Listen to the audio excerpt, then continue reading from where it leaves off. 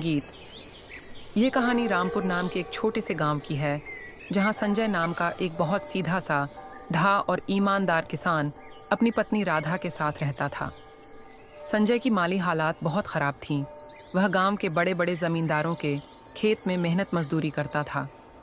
संजय कभी किसी के खेत में काम करता था तो कभी कभी किसी के घर पर जाकर साफ सफाई का काम भी करता था, ताकि उसके घर का खर्चा अच्छे से चल सके।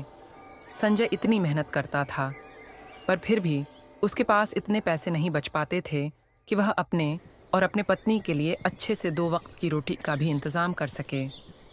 जैसे जैसे समय बीतता गया, उसकी माली हालात और ख़राब होती गई। इसी बीच संजय अपनी पत्नी से बोलता है, राधा, मुझे माफ कर देना। मेरी वजह से तुम्हें भी इतनी सारी परेशानियों का सामना करना पड़ रहा है। नहीं जी, आप ऐसे क्यों बोल रहे हो? मैं जैसी भी हूँ बहुत खुश हूँ। नहीं गौरी, मुझे नहीं लग रहा है। मेरी इस गरीबी ने मेरे साथ तुम्हें भी पिस के रख दिया है। आप इतने परेशान क्यों हो रहे हो? आप जितना भी कमा आ रहे हो, हम उसमें ही गुजर बसर कर लेंगे। और अगर आपको इतनी चिंता हो रही है, तो अब से हम दोनों मिलकर और मेहनत करेंगे। आपके साथ साथ मैं भी आस पड़ोस के लोगों के यहाँ छोटा मोटा कोई काम देख लेती हूँ। नहीं राधा, मैं तुम्हें पहले ही बहुत परेशान कर चुका हूँ, और अब तुम किसी और के यहाँ काम करो, यह मैं नहीं देख पाऊंगा। आप सब चिंता छोड़कर अपने काम पर ध्यान दीजिए और मेहनत करिए। बाकी सब ऊपर वाले के भरोसे छोड़ दीजिए। पर मैं भी क्या करूं? मैं कितनी भी मेहनत क्यों ना करूं, मुझे मेरे मेहनत के हिसाब से यहाँ कोई मजूरी देता ही नहीं है। अब तो पहले की तरह काम भी नहीं मिल रहा है। राधा, मैं सोच रहा हूं कि अब शहर जाकर काम करूं। यहाँ दिन रात मेहनत करता हूं, लेकिन हमें सही से 2 वक्त की रोटी भी नसीब नहीं होती है। शहर में मेहनत करूंगा तो कम से कम पैसे तो ज्यादा मिलेंगे। पर आप शहर चले जाओगे तो मैं यहाँ अकेली कैसे रहूंगी? आपके बिना यहाँ मेरा कोई नहीं है। मैं समझता हूं राधा, पर कुछ ही समय की बात है। मुझे जैसे ही अच्छी नौकरी मिल जाएगी तो मैं वहां 1-2 साल कमाकर कुछ पैसे बचा लूंगा। फिर उन पैसों से यह गांव में कोई दुकान खोल लूंगा, ताकि तुम्हारे साथ रह सकूं। मैं तुम्हारी भावनाओं को समझ रहा हूं राधा, लेकिन हमारी हालत देखकर मुझे कुछ ना कुछ तो करना ही होगा। ठीक है, अगर आपको यही सही लग रहा है तो जाइए, लेकिन अपना ख्याल रखना। मैं आज आपका सामान बांध देती हूँ, आप कल चले जाना।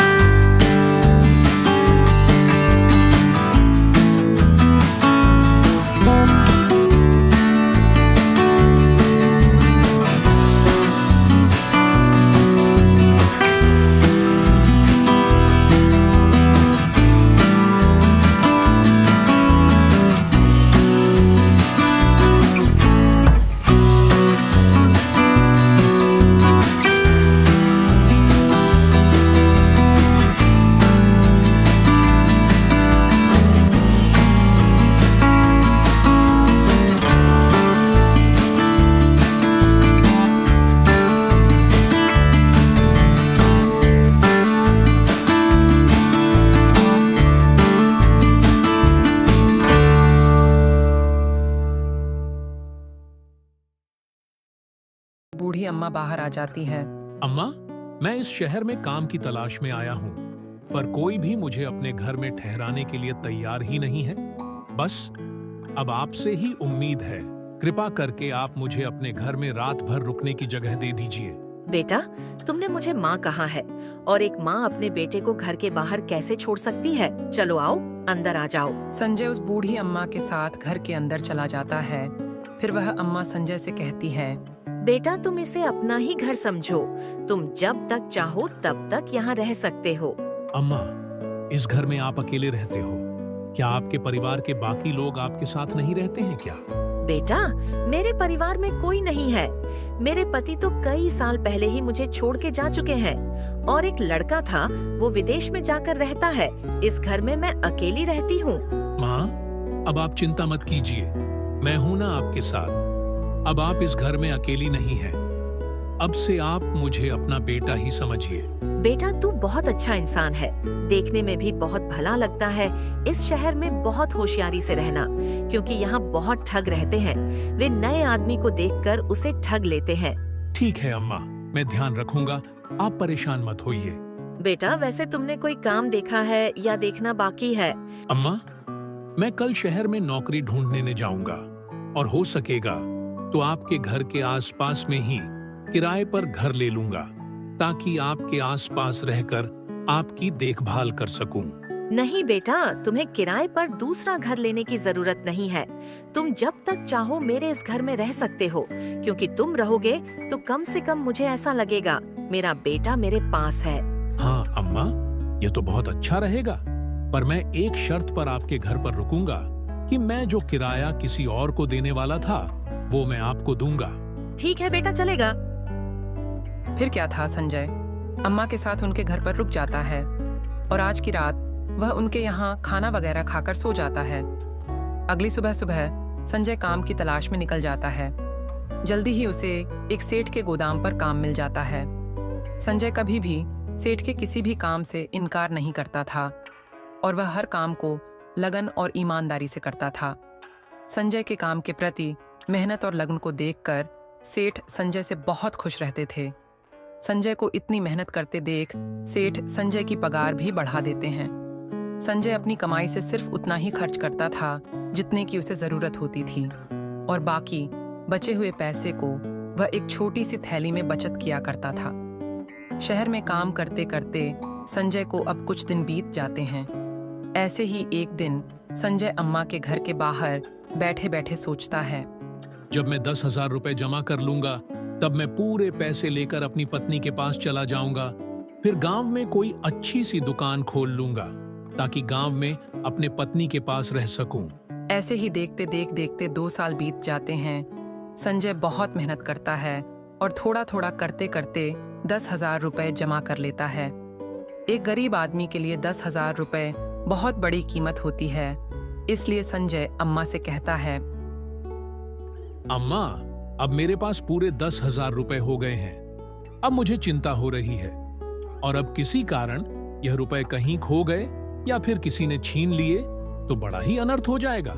इसलिए इतने बड़े रकम को अपने साथ लिए घूमना तो बेवकूफी होगी और इस घर में पैसे छुपा कर रखना भी सही नहीं है।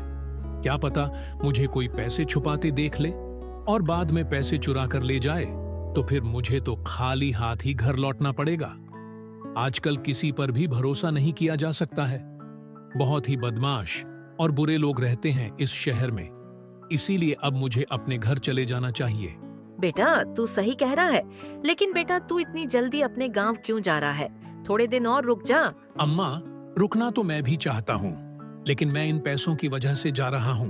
बेटा, तू एक काम कर, तू इस शहर के मशहूर जमींदार गिरिधर लाल के पास चले जा और अपने पैसे तू उनके पास रख दे और जब तुझे घर जाना होगा तब तू अपने पैसे गिरिधर लाल से वापस ले लेना।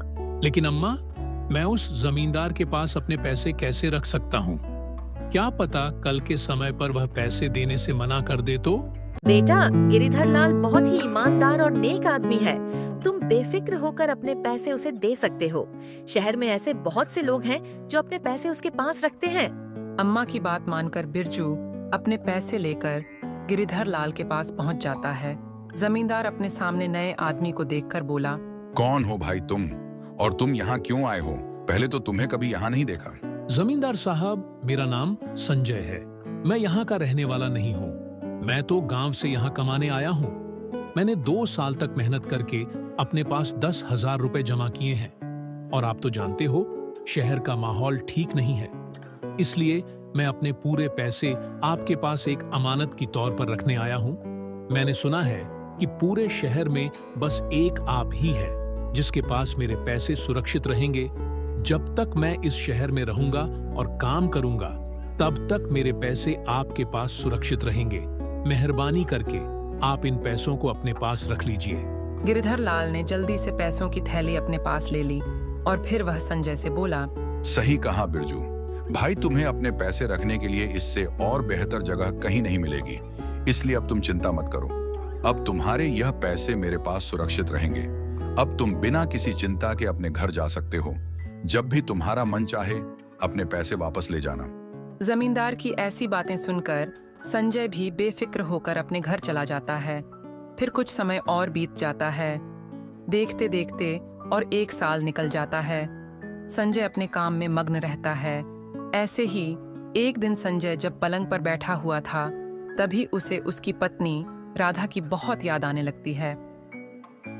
अब बहुत समय हो गया है। देखते देखते 3 साल गुजर गए। अब तो मुझे राधा के पास जाना ही होगा।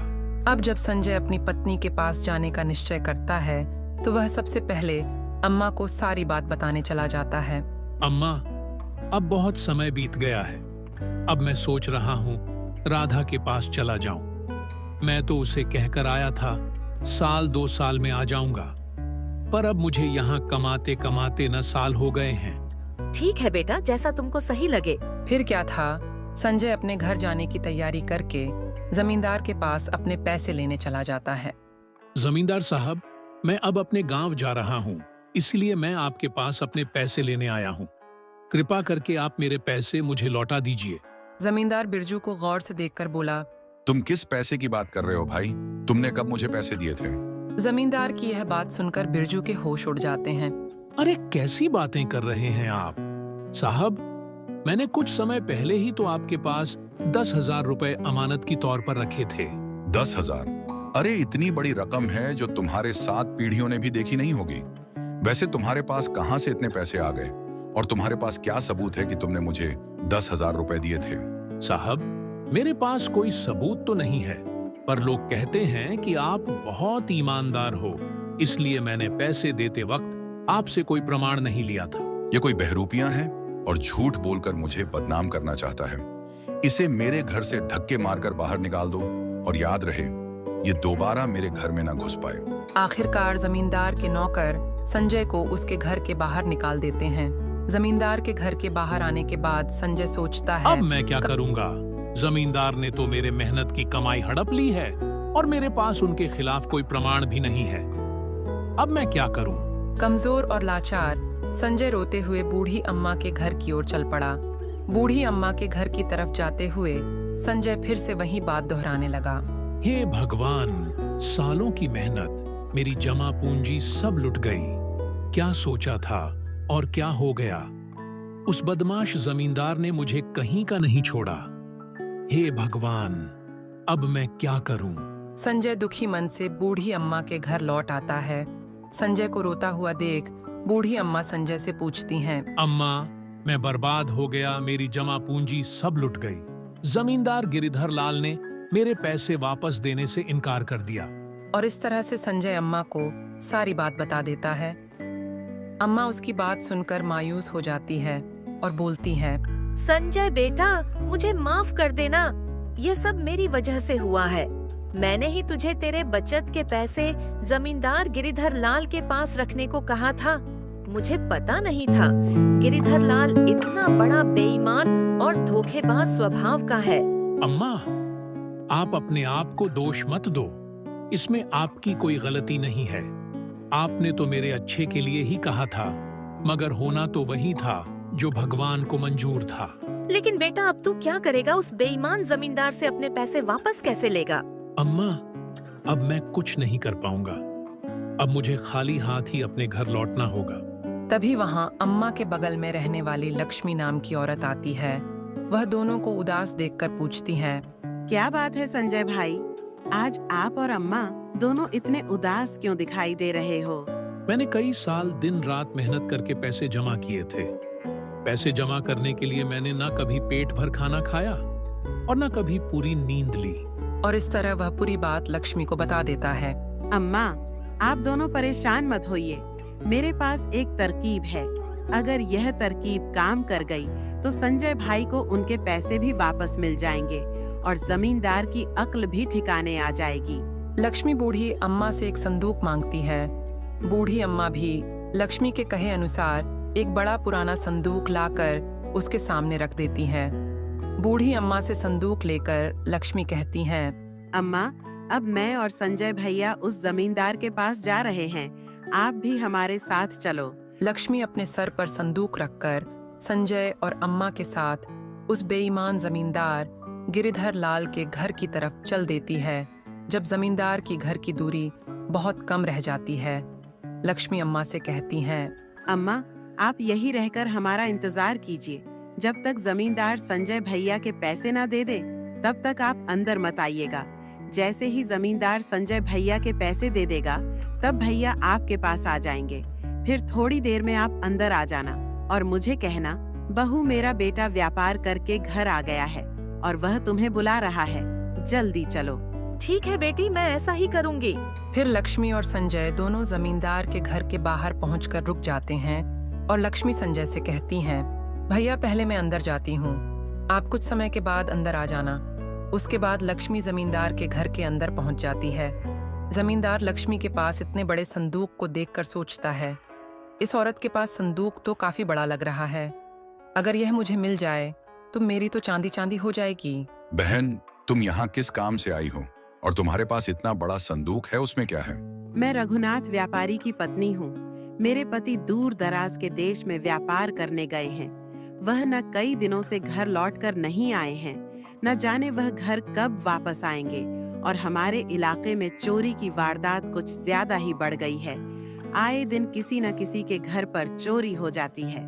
इसीलिए मैं कई रातों से चैन की नींद नहीं सो पाई हूँ। मुझे हमेशा डर लगता है और यही चिंता लगी रहती है कि कहीं हमारे यहाँ चोरी ना हो जाए। इसलिए मैं यह संदूक आपके पास लाई हूँ। इस संदूक में हमारे जीवन भर की कमाई, रुपये, हीरे जवाहरात और सोने चांदी है।